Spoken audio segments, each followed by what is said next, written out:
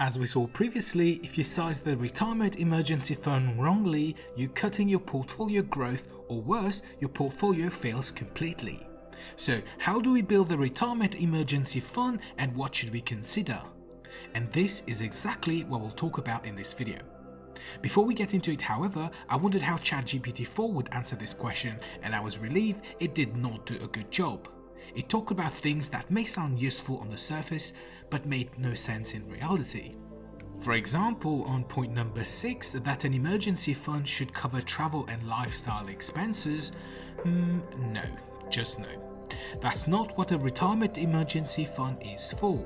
Anyway, now that I'm reassured that AI won't be replacing me yet, let's look at what are the considerations for sizing a retirement emergency fund. Since the main purpose of the retirement emergency fund is to provide a financial cushion during tough periods, it needs to cover your living expenses during that period. Now, at some point before your retirement, you must have worked out what your living expenses would be in order to determine a withdrawal rate. When talking about the retirement emergency fund, I find it best to talk in terms of percentage of portfolio rather than X amount of money. Now, what percentage of your retirement portfolio should you put aside depends on your retirement duration, your withdrawal rate, and your portfolio compositions, among other things. With your retirement duration, we saw previously how longer durations increase the likelihood of a portfolio failure. So the longer the horizon, not only the longer the probability that something bad might happen, but also the magnitude of that impact may be greater. Allow me to digress a bit to give you an example in nature to explain this point. In natural history, there has been 6 great mass extinction events, as you can see in this timeline. Now, luckily they are rare, but live long enough and you're likely to face another one. Similarly, the longer your retirement horizon, not only you're more likely to see recessions, but you may also see freak events. What that means for your retirement emergency fund is that you may want it to be larger if you're planning on retiring early to fully brace yourself against once in a lifetime event. What about your withdrawal rate? On this channel, we also saw previously how a larger withdrawal rate will destroy a portfolio, no surprise there. I know we didn't really need a simulation for those, but it never hurts to get extra proof. So logically, if you have a higher withdrawal rate, then your emergency fund needs to be higher, not only in absolute terms, but also in relative terms, because of the higher risk of failure.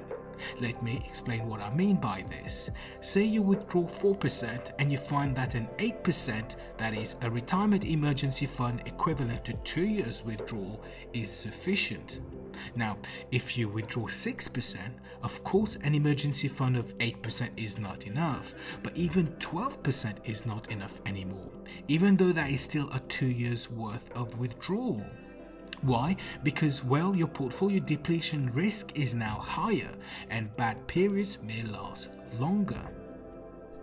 So yes, we knew high withdrawal rates were bad, but now we know it's super bad.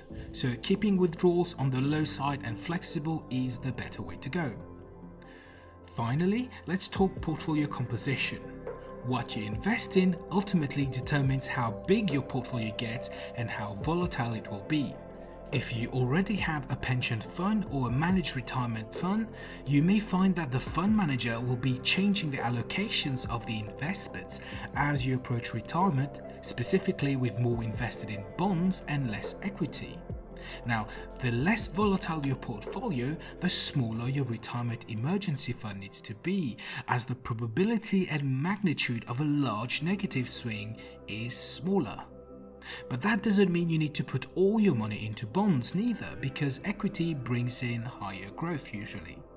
What that means is that if you're planning on maximum portfolio growth, you may prefer to keep 100% equity allocation, but with a retirement emergency fund, because it fulfills the purpose of the bond, at least in part. This really makes sense if you can get decent interest rate on your retirement emergency fund to counter inflation a bit. Typically, your retirement emergency fund will be smaller than the bond allocation, say anywhere between 8% to 20% of your portfolio versus 45% for bonds, for example. And because of that, you're really able to make the most of compounding early on.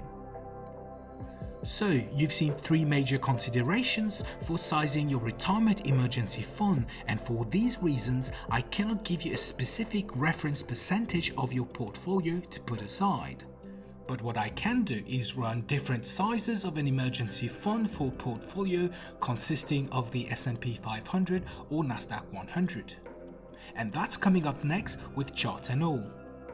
If you found this useful, remember to like and subscribe. Thank you for watching and see you next time.